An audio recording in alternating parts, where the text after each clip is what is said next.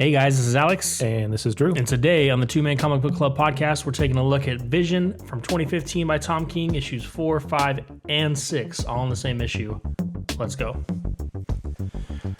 Ooh. This is a big bite.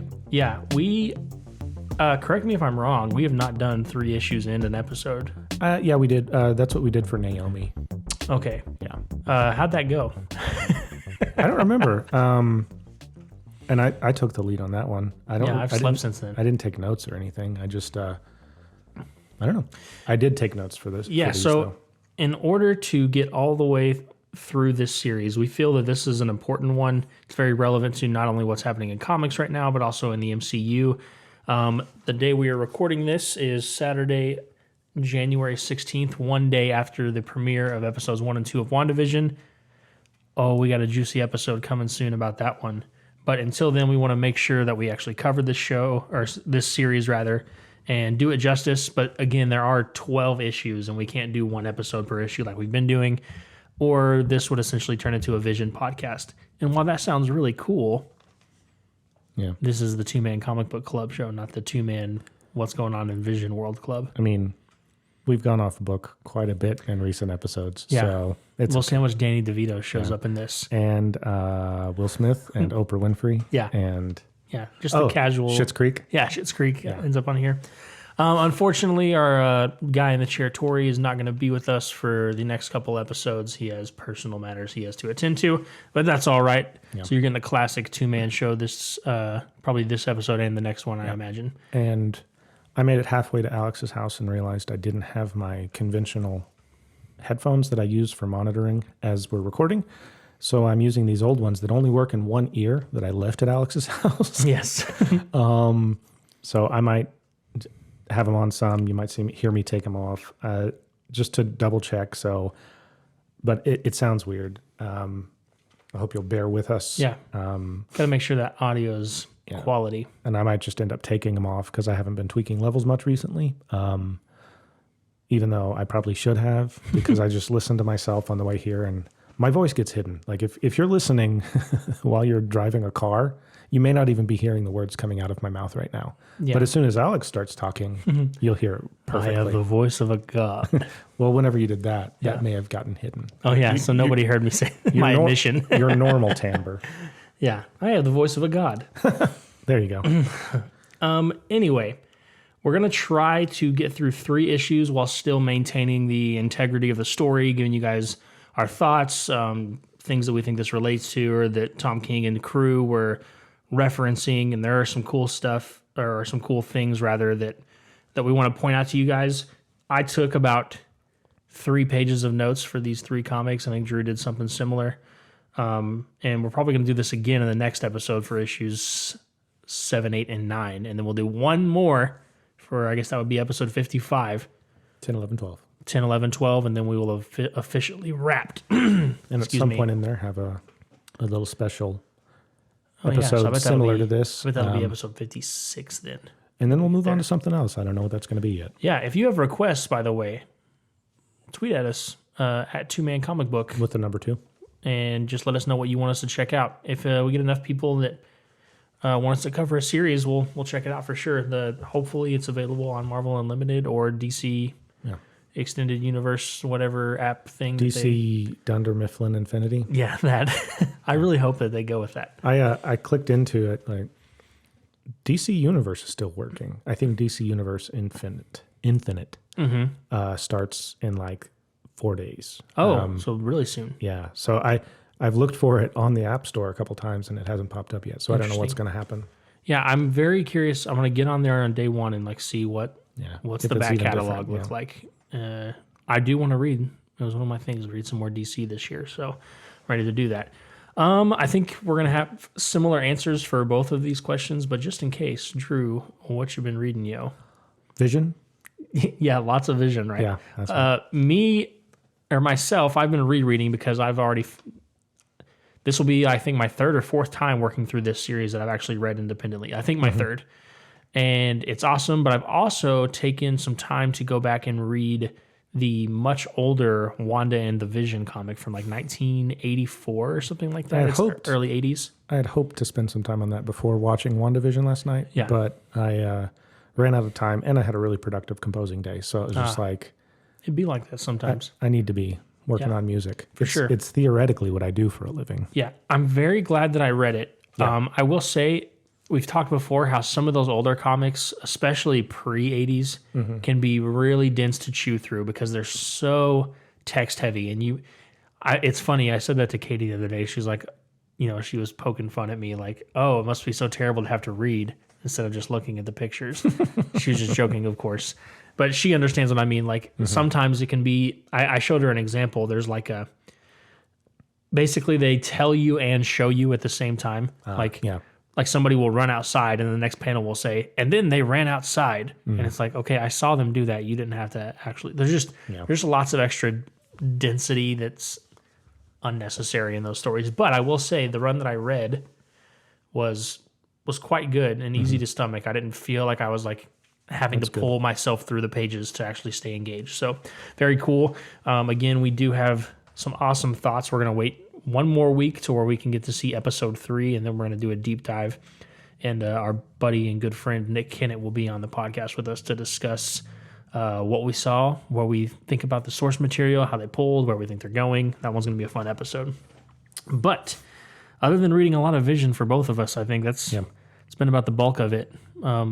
I don't think I've read anything else but Vision-related comic books. Yeah, I've watched mainly this Tom King series. I've watched the IT Crowd, the original series of Star Trek, read some Stephen King, and Vision, and that's it. Yeah. So good times. That's been my life for the last week. Right.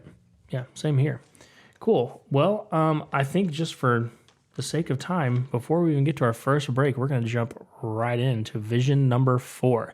Now, we both have notes, so forgive us for referencing these back and forth. This is kind of a big project, but we want to make sure that we're not missing out on any of the major bullet points.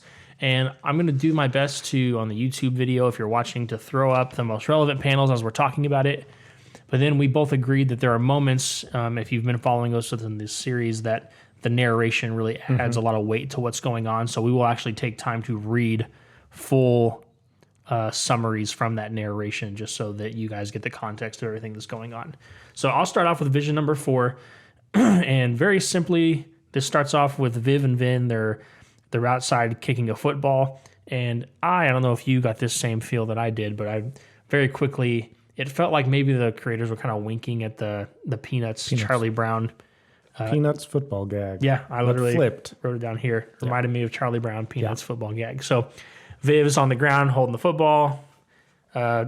Basically, Vin are not trusting that they're going to phase through each other and screw up the kick. And it's they kick the ball. Or no. She phases through again and makes it where he screws up the kick. Or no, he phases through her. Sorry. Yeah. And she gets mad at him and then picks up the ball and throws it at him in anger. And during this whole time, they're kind of talking about the human nature and aspects of trust and having faith about something, trusting that I'm not going to trick you again. And I think this was just a computer version of the dialogue that happens in Peanuts during this exact thing. Yeah. Okay. It's been so long since I've seen it. I don't remember the dialogue. I don't remember exactly, but I was just like, it this would make very absolute reminiscent. sense that they did that. Yeah. So she gets mad that he phased through her again and throws the football, and it phases through Vin's head, and Vision catches it, picks it up, and holds it up, and he says, "What is this?" And you get this shot of the Fighting Redskins on this football, and you can't help but notice that it's the same, that the redskin, the Indian on the mascot is the same color of skin as the Visions. I didn't catch that. Well, if you look, it's the same color. Yeah. And if you've been aware at all of professional sports in the last few years, there's been kind of a mass exodus of any sort of racist mascots over the past few years. For instance, the Washington Redskins, the professional team right now, literally do not have a mascot. They are called the Washington Football Team because they've gone through and they're changing that, as they should. You know, putting people of color on the same level as animals for your football team is probably not the best look, and we're getting away from that. But that's an important note to remember as you're going through this, because that trope, that idea, that concept will show up again as we move on through the rest of the page. While this is all going on outside, Virginia inside gets a phone call from, if you remember the last time, the cell phone that she picked up that basically we alluded to that she's being blackmailed. Somebody saw her killing the Grim Reaper from that last episode. Before I go on, I should mention the creators of this team just one more time. Tom King is the writer. Gabriel Hernandez Walta is the artist. Jordie Bellaire is the color artist. Love the colors here. And the letter is VC's Clayton and Cowles. So as she's getting this phone call, you're hearing them talk outside about just a bunch of things that are not really super important. But they're talking, and then she makes a meeting to meet up with whoever's on the other side of that phone. But up until this point, we don't know who is on the other side of that phone. And then moving on, Vision throws a pass and lets his kids fly up and just kind of, they're talking about, we can be normal later. Just, I know you can throw the cannon, throw it. Let me go fly up and get it. You know, they get to be themselves, which is a nice moment in the midst of the chaos of anything going on. And then we jump to school, and Vin and Viv are coming back for like the first time in a long time. And we've learned that, the kid who Vin choked out. Yeah, he assaulted. Call him CK. I can't remember what his actual name was, but Chris Kinski. That is his name. And everybody's kind of looking at him weird. And but finally, CK approaches Viv, and he's not really mad. Apparently, it's what he says. Just wanted to, he still wanted to be partners with Viv, even though like his parents didn't necessarily want that, or his dad. Right. And it pops in to make a comment that the narrator mentions whenever they're having this little conversation. She calls it back up often, kind of as a fond memory. Yeah, basically he walks her home, or no, to the school rather, and it's a very flirty human moment. You can tell they're kind of crushing on each other, and that's the moment that she recalls very often. Actually, the text says here, though she did not live as long as she might have for the rest of Viv's life, during quiet moments, she would call up moments of this conversation into her active memory and put it on repeat play. She kept this a secret from the rest of her family. So that's important to point out that the narrator just mentioned the death of Viv. Yeah. Which is pretty heavy, Yeah. knowing the context of what is actually going on. It's not like we haven't had that foreshadowed a bunch at different times, Right. But it's still, every time you're just like, man, this book would be totally different without the narrator. Yeah, and I'm still wondering this whole time, like, because up to this point, I'm pretty sure we still don't know who this narrator is, if we're assuming it's just this. Yeah, every time that I think I do have an idea, it gets thrown out. Yeah. So I have no idea. Yeah. Moving on, we get this awesome shot of Vision, Iron Man, and Captain America Sam Wilson fighting this giant green villain. I don't know who that is. Giganto. Is that who that is? He makes a comment. He's like, because his fighting Giganto. I guess Virginia I should read. calls him. And Right. It's another of those. We've talked about these before where like, this is another way that we know that superheroes are on a different level, because they can be in the midst of a gigantic boss battle and just talking about casual things, Tony Stark's calling up different Bach to listen to as he's doing all this stuff. And Vision's here chatting with his wife, just saying, sorry, I'm just also fighting Giganto. I am listening. Right. I'm just a little occupied. Yeah, she's basically asking and making the argument, like, I understand you're an important member of the Avengers, but we also need you here. Your kids, Viv was missing from school. Nobody knew why. Vin attacked somebody. Everybody's staring at them. They're already the weird ones without all the extra attention that's been going on right now. So after that panel, we get this really pretty shot. I love the art here of Virginia flying over the city and landing in the front yard. And we very quickly... We missed one little thing. Okay. In their conversation, the specific thing is her saying, I know that we had agreed that I was going to watch the kids tonight, but yes. I would really appreciate if you did it, because I've been communicating with these headhunters about jobs for a long time, and I finally have an appointment. So I know, you're supposed to be with the Avengers, but... Right, and then he mentions calling in Nova. He's like, maybe Nova can cover for me. So, sacrifices must be made. That's important. No, I'm glad you mentioned that, because she just lied to her husband. And, we kind of get this sense that, like, synthezoids don't really lie or understand even the capacity or the need to. But it's, again, showing some more of that humanity that they have. Yeah. So, yes, now we fast forward to her flying over the city and then landing. She's wearing this kind of dark, earthy green trench coat and walks up to this house where she's apparently meeting was on the other side of that phone. We still don't know. And she just phases through the door. She just walks right in. There's no knocking. It's like she's there, which if you imagine being whoever it is, and we still don't know, seeing somebody phase through your door and just walk in, especially with the anticipating of knowing somebody's coming. Yeah. Well, no knocks, no nothing. And the guy does seem a little startled. He's like, "Oh, okay, yeah." Yeah. Before we, I want you to know something. He shows a gun. He's like, I know how to use it. Yeah. He says, I was overseas.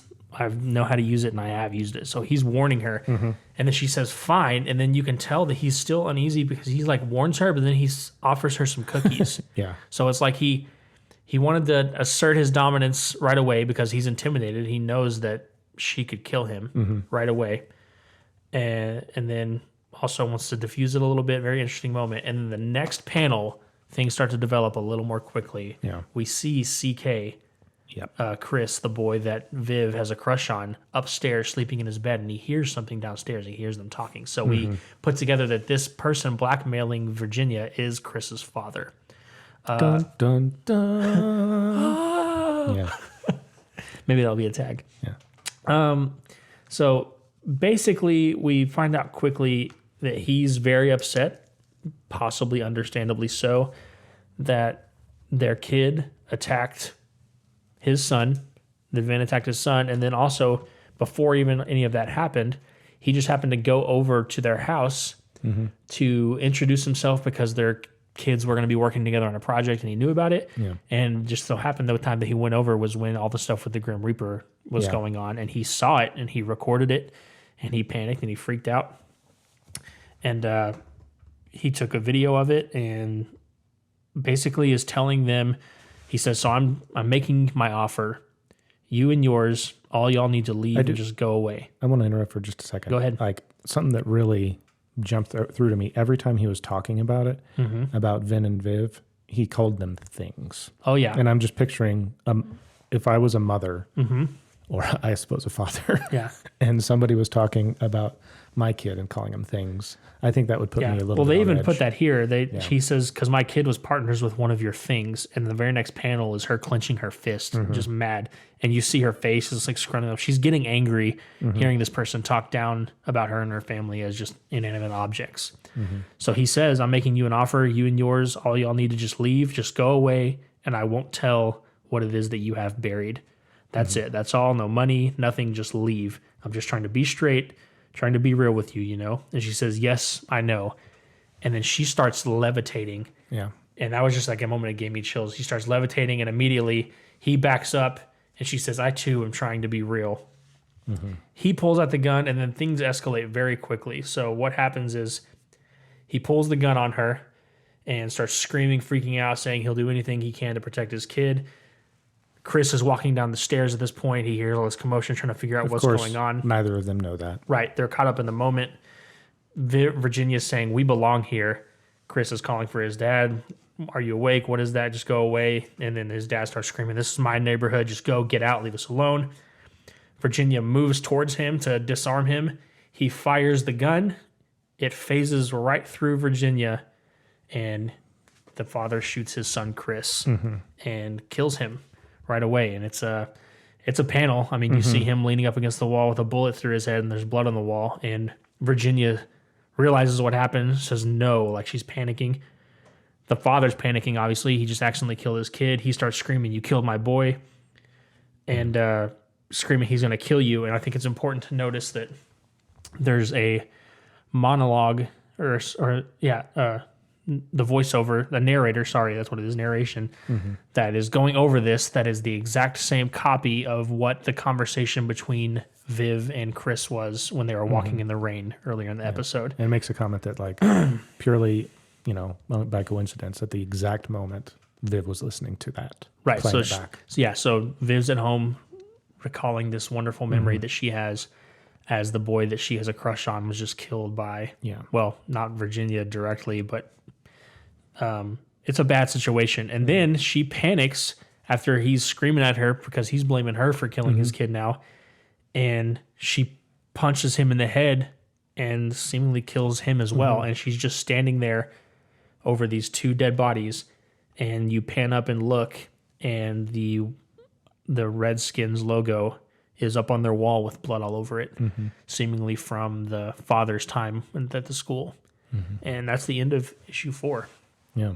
And man, it's a heavy one. Like it escalates really quickly at the end. Like things get out of hand, out of control. And not that you would think that somebody who's blackmailing somebody is going to expect some just peaceful thing, but maybe he was hoping. Cookies and a gun maybe weren't the right call though. Yeah. Excuse me. Yeah. What did you think about that one? Yeah, it was tense. Yeah. It's just so insane to think that they keep finding themselves in this issue. Virginia specifically seems to be the one that finds herself in these complicated scenarios where that's 3 people that she's killed now.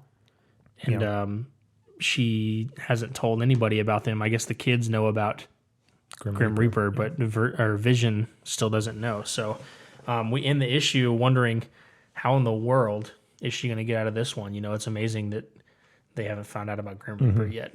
And we move on to that one. But I think we're going to take a quick break, and then we'll jump right back in to issue 5. We'll be right back. All right, we're back, and we're going to jump straight into issue 5. So it's important to note that over these first few pages, there is a narration of Shakespeare's Merchant of Venice. And if you're not familiar with that, I wasn't. I don't know if you were. Nope. I took a quick little Google of just a quick synopsis of Excuse me, a quick what? Sorry, gurgle, pardon my French. Thank you. A quick synopsis of what this is actually about. So the Merchant of Venice is about somebody named Antonio, who is an anti-Semitic merchant who makes a loan from the Jew Shylock to help his friend to court Portia. So he takes out a loan to help his friend get a lady. Antonio can't repay the loan, and without mercy, Shylock demands a pound of his flesh. The heiress Portia, now the wife of Antonio's friend, dresses as a lawyer and then saves Antonio. So, not a love triangle, but kind of a weird scenario. But we're not going to read it. You can read this if you have Marvel Unlimited to go through. It definitely paints a picture of basically having to make a deal and cover up things and it not going. It's kind of it's paralleling where I think Virginia finds herself, like trying to fix things, trying to help others, but finding ourselves in bad positions and having to make more sacrifices that dig her deeper into the hole. So that's how I interpreted it. So we start in this moment and we see the person that she hit, the father, the blackmailer. I don't know if we ever get his name. I don't remember. Mr. K. Kinski, I think was the last name. Yeah, the last notes I took from issue 4 were, presumably dead. And then the first notes I took were, nope, he's alive. Yeah. But so in critical condition in hospital. And he has all these notes around him. And we kind of pan out into the room, and Virginia is still in that trench coat, and she's hovering above his motionless body laying in this ICU bed. And it's a pretty ominous, eerie picture. Pan to the next one, and we're in the morgue, and we see Chris Kinski, his body in one of those pull-out tables, and the mortician is writing on his official certificate of death, the cause of death, gunshot wounds to the chest and the head, homicide.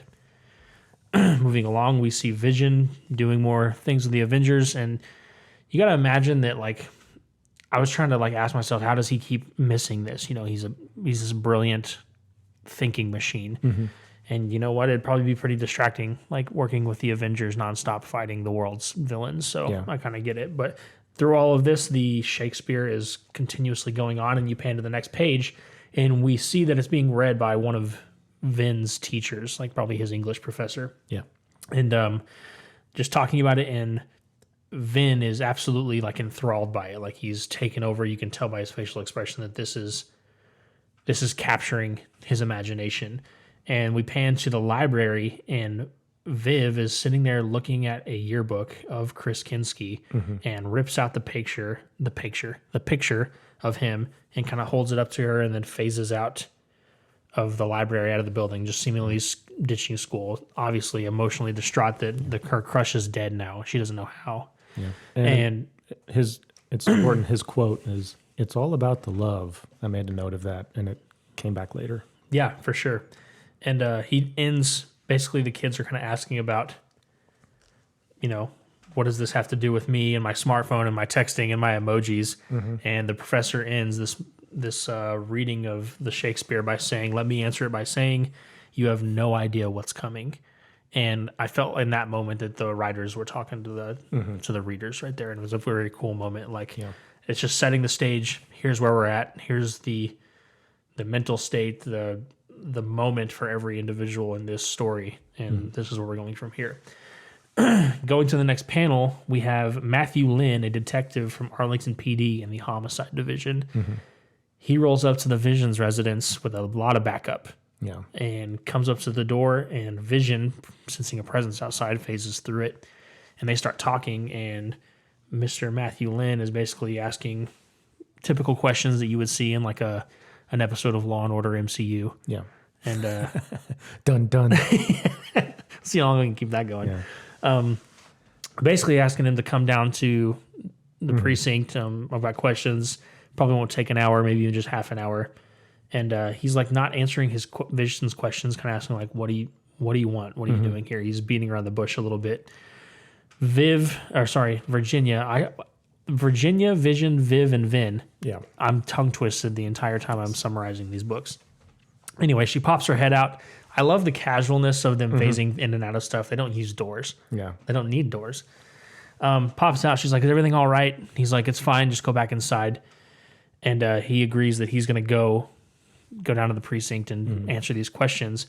Meanwhile, Virginia is inside trying to have just a normal conversation with her kids while this is going on. But she is in the know. She knows what's going on, why there are people around asking questions. She sits down talking about just very casual things. Tell me about your day's activity. And then she starts to glitch, kind of like we saw Viv doing whenever she got attacked by the Grim Reaper. She glitches so hard that she freaks out, screams, everything is normal, and then slams and absolutely destroys their dining room table. Yep. And just has a moment. Viv freaks out and screams, what's wrong with us? And it says it's all about the love. Yeah. And then in this very creepy moment, Vin looks at his mom after all this in this chaotic moment and says, Mother, if you prick me, do I bleed? Yeah. And then just stares at her. And it's kind of a very eerie moment because we see moments of humanity and then we just see pure chaos. And that was a line, since we didn't really read it, that was from The Merchant of Venice. If you prick me, do I not bleed? Right. I mean, he didn't ask, do I not bleed? It was almost like he was honestly asking his mom, if I get cut, am I going to bleed? Right. That's like really starting to have an existential crisis. Yeah. Do you want to take these next ones during this interview right here where he's basically, I will just say summarize while Drew's doing this. He's over this, the narration is mentioning, if you've been recall from the other issues, all 37 of the times that Vision has saved the Earth. And each panel has one. We're not going to take the time to read them all. It is a fun, but I do think that these are actually real instances. Like they went back and found this is when Vision has saved the world. Yeah. You can carry on. To try to make this quick, he basically is wanting to know about the other night.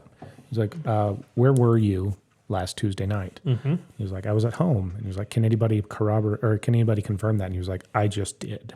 Right. Like, there's that, Yeah.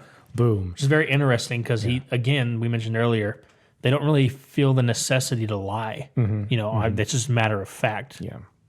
And he goes on just to ask about, like, well, what about, your family? This is the kid who had the run-in with your kid is dead. Yeah.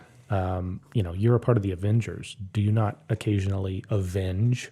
Right. And basically, over this whole time, like Alex mentioned, they're lining out the different of the 37. I took a note of number 11 was Agatha, or the Witch of Wundagore Mountain. And I was just like, oh, hey, there's that. Is that going to be important? Right. And then it just goes on like the rest. By the way, I think it's interesting to mention Ultron is mentioned like a dozen times. Oh, yeah. Yeah, and obviously direct ties to Vision. Yeah, and eventually the Lynn gets around to asking, all right, what about your family?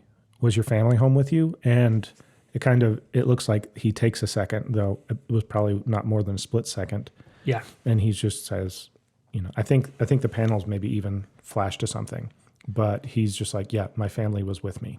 Yeah, this is a cool moment because when he's defending his son, he's like, my son was with me. You should not be thinking that my son is this. And then Officer Lynn says, you said with me, not with us. So let me ask you, where was the rest of your family? That's right. And then the narration after listing all 37 of these times where it gets to is that despite all of these times that he's sacrificed himself, stood in front of the evilest thing that can be on the earth and declared that he's the vision of the Avengers and he will not fall because he has a duty to save everybody. It's not enough to redeem him from the small moment that he crossed to the other side, Right where he entered this moment and he told this small lie and said, last Tuesday, yes, my family, they were with me and they were not out. So he just lied. It's the moment that his descent into madness began. Yeah. So even though he doesn't know where his wife was, it's like he realizes in that moment, okay, she did something. Yeah. And he doesn't know what. And as I was flipping through just now, I caught one of the villains that I didn't notice. But since I just listened through all of our different trivias so that I could tell you how we're doing, Proctor was mentioned, and that was the guy with the anti-vision. So just thought I'd throw that out there. Cool. But yeah, so then he kind of talks to the guy and he's like, this is becoming futile. This is not anything that I need. So he basically dismisses himself. Right. He leaves And, as he can. and he's heading back home. And he walks in and sees the table, and Virginia's just sitting in. He's like, the table is broken. He says that, and she's like, I do not know how to fix it. There's that glitch again. Yep. And he's just like, don't worry, we'll take care of it in the morning. And it just keeps showing her kind of, I don't know how to fix, still glitching. Yeah. And we quickly infer, I put down in notes here, this is a moment where I would say this parallels something that some couples, especially married couples, maybe could relate to, of maybe just a miscommunication of not actually being able to read the room or know what the problem is, because she's obviously, when she's saying, I don't know how to fix it, is not talking about the table. She's talking about this terrible place she's found herself in. And Vision's just very matter of fact, this is a table. We will fix this tomorrow. Yeah. I'm going to bed. You take your time. I'll meet you upstairs. Yeah. And then the comic ends. Yep. And then we move on, But it was just kind of, whereas the last issue, we had like boom, boom, action. This was just a lot of talking, a lot of kind of it's setting the stage, development. Some fallout of what's happened before.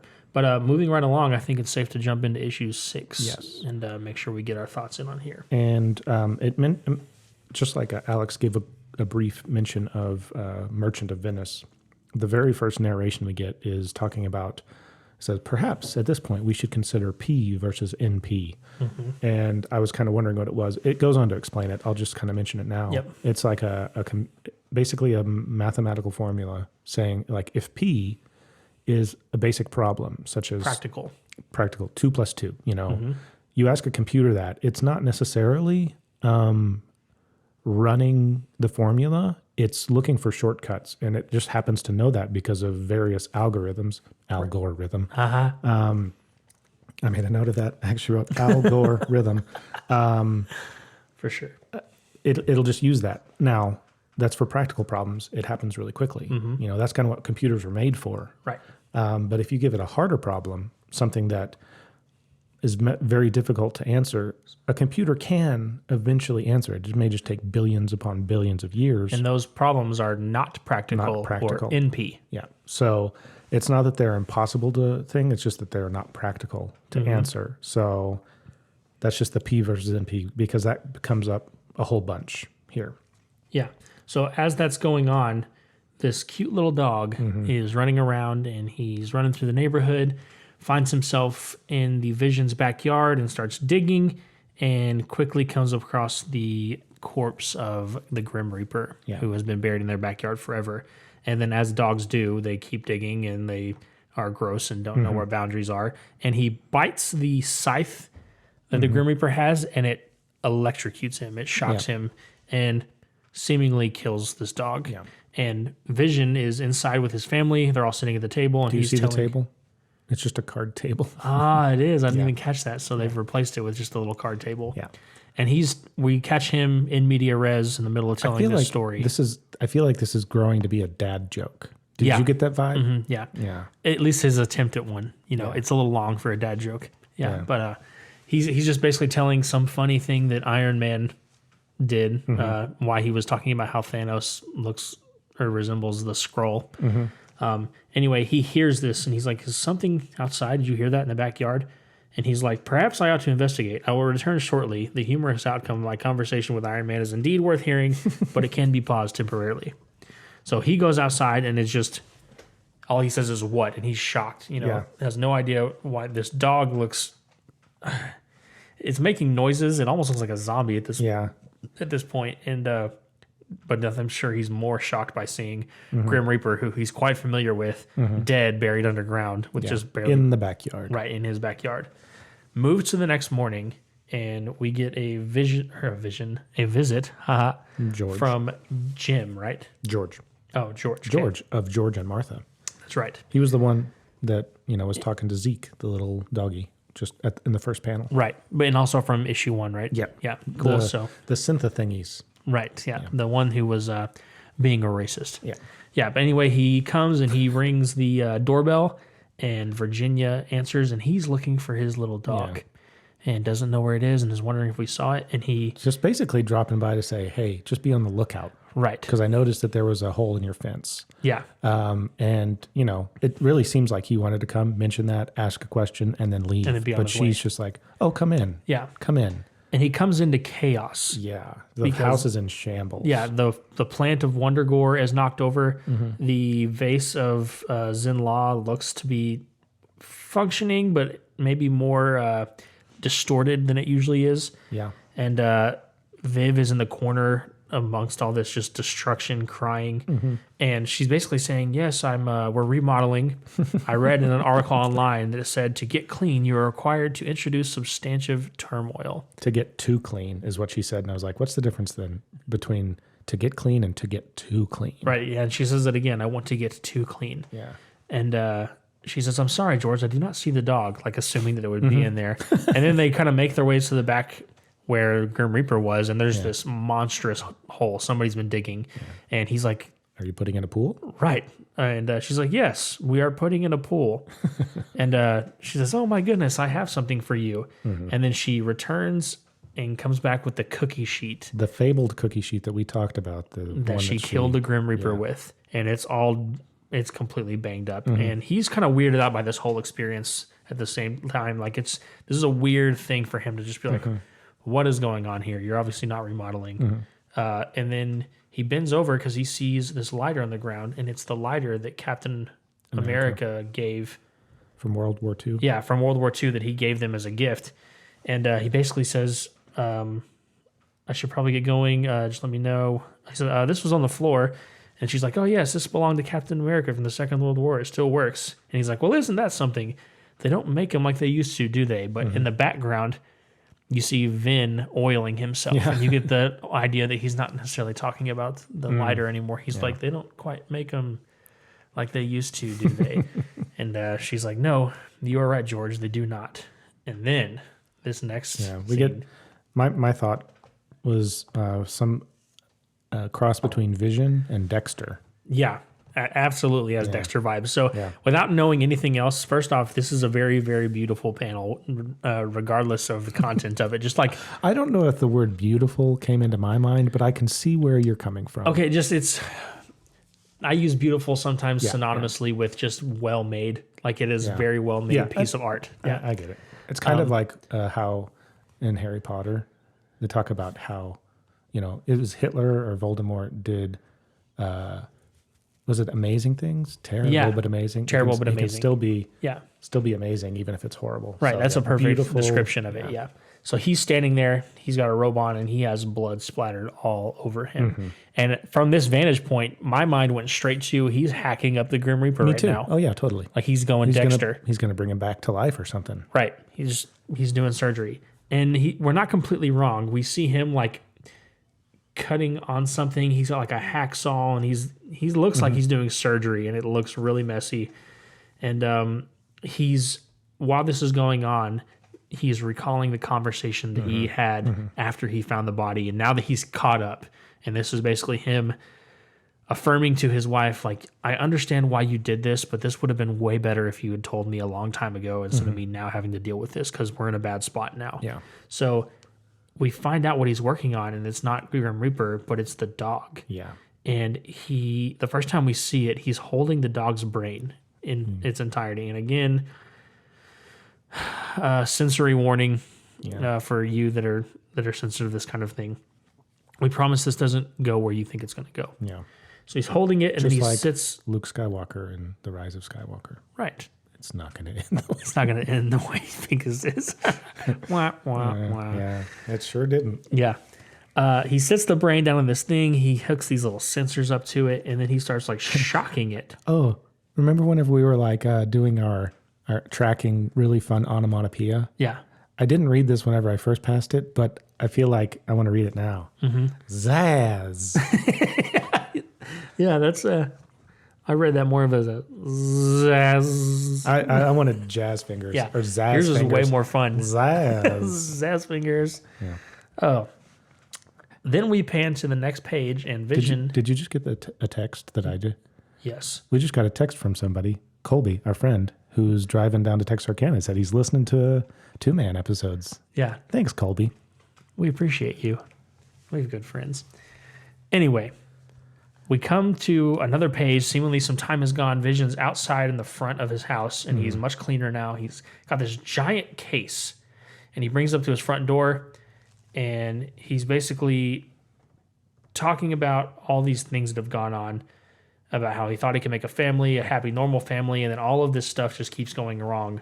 And the right formula, shortcut algorithm, it's just not working. You know, he's not able to calculate his way into just a normal family. And he comes up and he says, I have something for the children. And Virginia's like, oh. And he opens it up, and he has made a dog, a very cute little green synthezoid dog for his family. So he wasn't able to quite save the other dog, but he was able to basically visionize it and make it into a dog for his kids. So at least it lives on in some capacity. And I will say it is quite a cute dog. Green. Yes, green. What kind of dog is that? Like some sort of terrier? I never know dogs. Yeah, I'm not great with dog breeds. If you know, tweet at us or leave it in the comments on this YouTube video. And they walk in, and this is a nice moment of where basically they're like, the narration is coming to terms with the fact that, I'm just going to read this. I think this is an important moment to read some of the narration. So they're introducing this cute dog. The kids are loving it.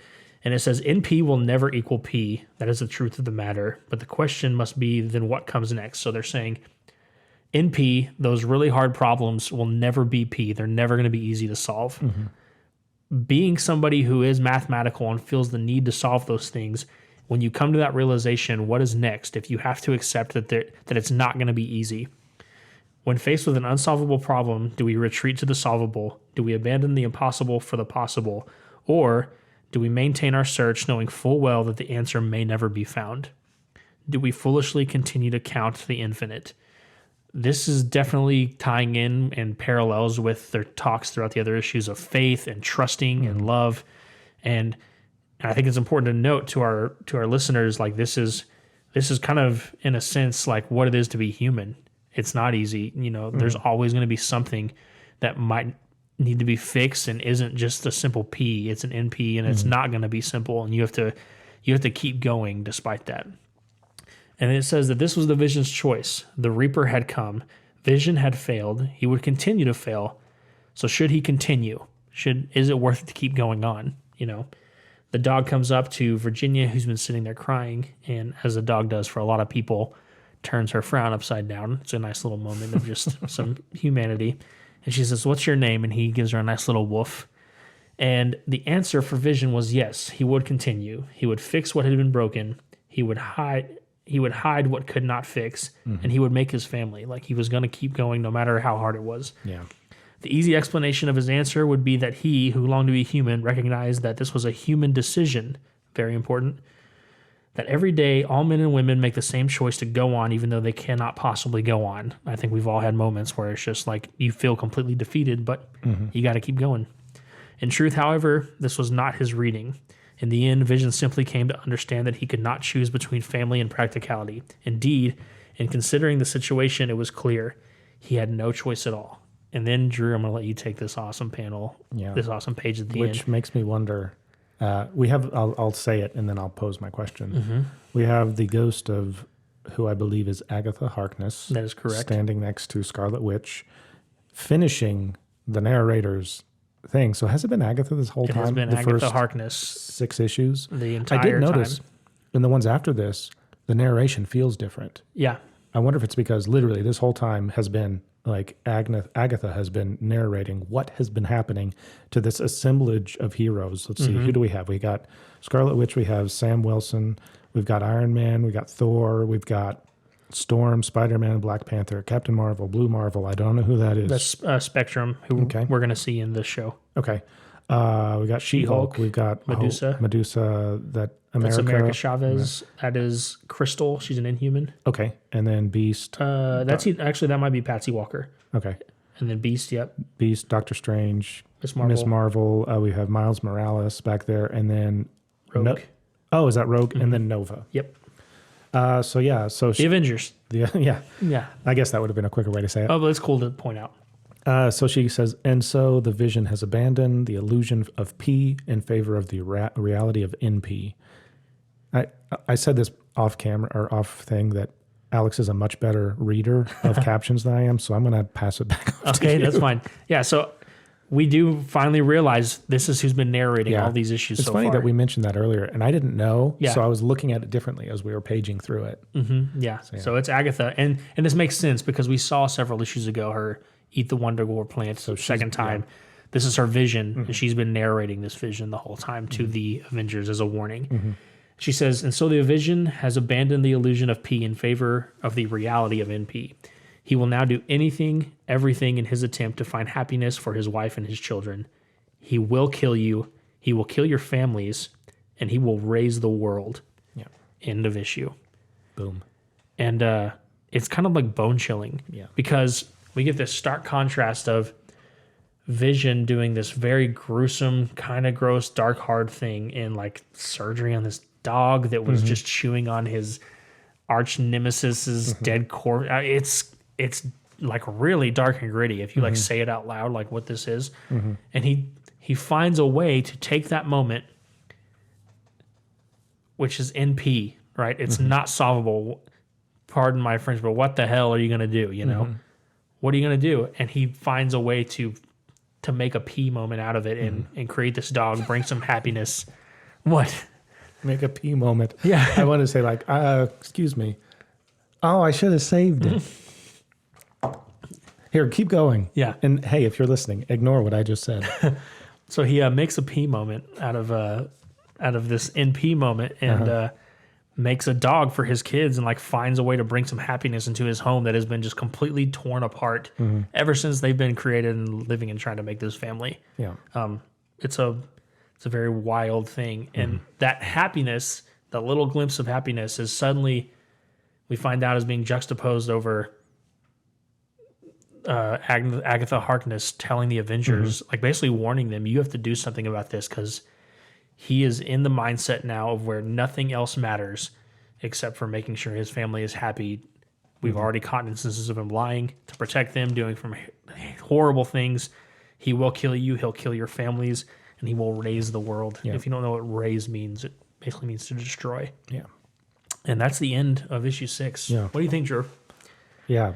So, I think we've talked about doing a villain issue at some point episode and about how the most compelling villains never feel like they're the villains. Yeah.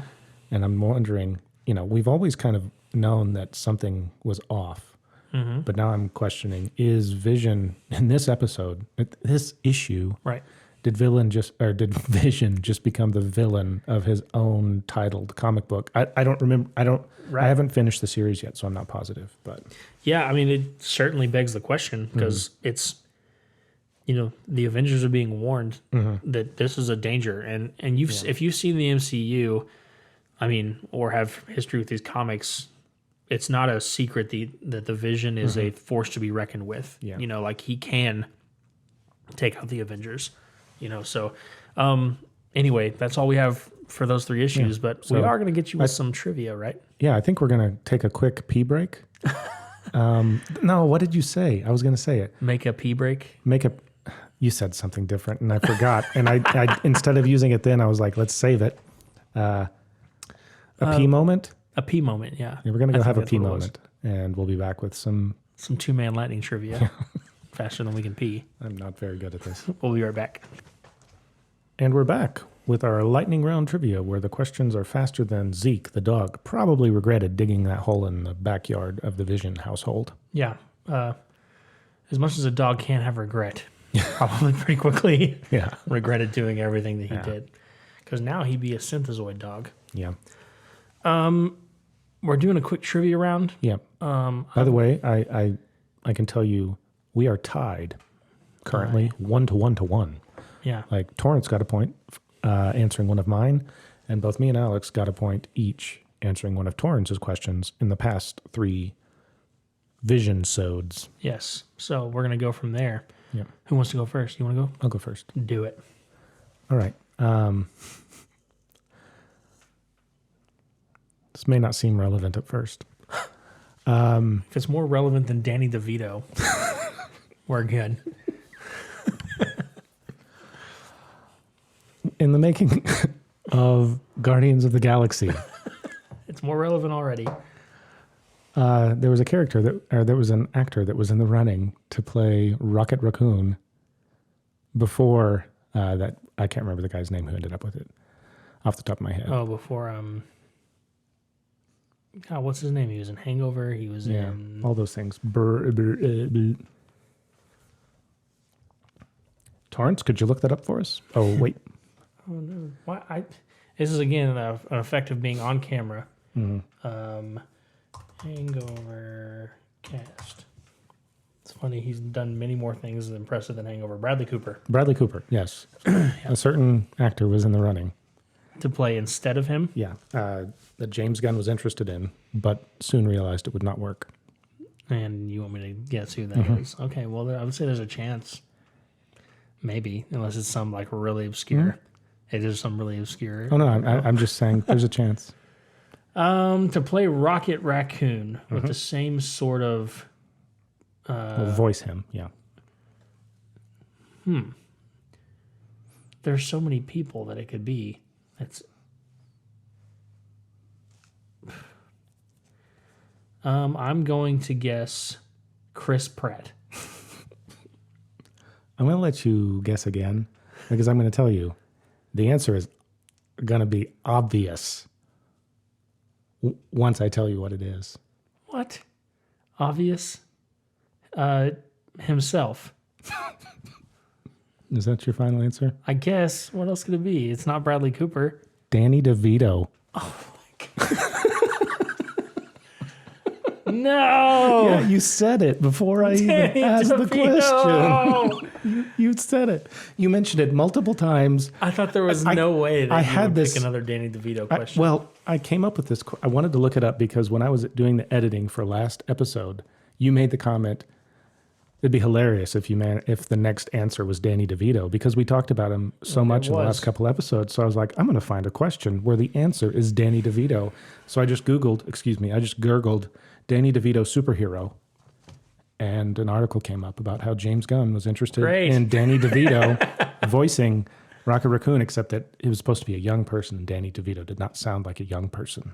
Dang. You literally gave me the answer before I asked the question. I guessed it a week ago, so I still get a point, right? I said the next answer will be Danny DeVito. All right. Well, no points for me. Friggin' Danny DeVito. Yeah. I promise the next trivia question actually has something relevant to the books we're reading. It's fine. I still learned something today. My question for you, Agatha Harkness has been quite the reoccurring character throughout this series and throughout comics in general. She has a cat in which she has a psychic report with. It has some powers. We even saw it transform into like a bigger jaguar, more ferocious thing. That's also an accurate thing. Can you tell me the name of the cat? My guess is Salem. Final answer? Yeah. No. Okay. It's Ebony. Yeah, I wouldn't have It's a got black that. cat. Because your answer last week was Salem. Oh, that would have been funny if we just like. What if the goal was to always have the same answer, but make each other guess something different? It would get old pretty quick once we figured it out. So when the next episode, I decided to change it, and the answer is Danny DeVito. And I don't even have to ask the question. Yeah. Cool. So we're still tied 1-1. 1-1. Danny DeVito and Ebony. Cool. Well, I think we're going to wrap this up. Those were 3 heavy issues, and the next ones have some Every more time weight you as say well. heavy, it makes me think of Back to the Future. Yeah. Doc Brown. Speaking of somebody that was supposed to originally play an important character, did you know Marty McFly was not the it's original supposed to be cast? Eric. I forget his name. Eric Stoltz. I think that's right. They got 6 weeks into production. They filmed half the freaking movie, and we're like, this isn't working. And their first choice was Marty McFly, but he was filming. You mean Michael J. Fox? Yes, Michael J. Fox, but he was filming. know, What's the show he was in? The sitcom. I I don't remember what it was. Was it Family Ties? Is that what he was in? Michael J. Fox TV show. Family Ties, yeah. He was in the middle of filming Family Ties. Do I get a point for that? They do. No. So they basically begged them, and he recorded Family Ties during the day and then was picked up immediately to go do Back to the Future. And now I can't imagine him not being in it. Exactly. Wild. Drew, where can they find you on social Find media? me at Drew Morris Comp on Twitter, Drew Morris Composer elsewhere. What about you, Alex? You can find me at Alex Wayne Miller on all social media. Wayne is Wayne, just like Bruce Wayne, because I'm Batman. If you're missing Torrance, you can get him at Torrance Watkins. Yeah, but he would probably tell you not to follow him. Yeah. Do it anyway. What about our social media accounts? Please reach out to us at 2Man Comic Book with the number 2 on Twitter, 2Man Comic Book Club elsewhere, 2mancomicbookclub.blogspot.com for our where we post the episodes with the little blurbs. Good place to go to find our podcasts and our YouTubes videos. Better yet, subscribe to us on the podcast listening app of your choice, as well as YouTube. Yep. Leave a comment, comment, subscribe, do it all. leave a review, leave a rating. Yeah. You need a word for all of those. Yeah. Like, subscribe, review. Do all of the things that will make us more popular so that we can quit our day jobs and do this for a living. You have a day job? I do. What's that like? Just kidding. It's a thing. Anyway, I think that's it for this one, and we'll be back for next week where we go 3 more issues deep. I think this worked this time for the most part. Yeah. See you later. Bye. Bye.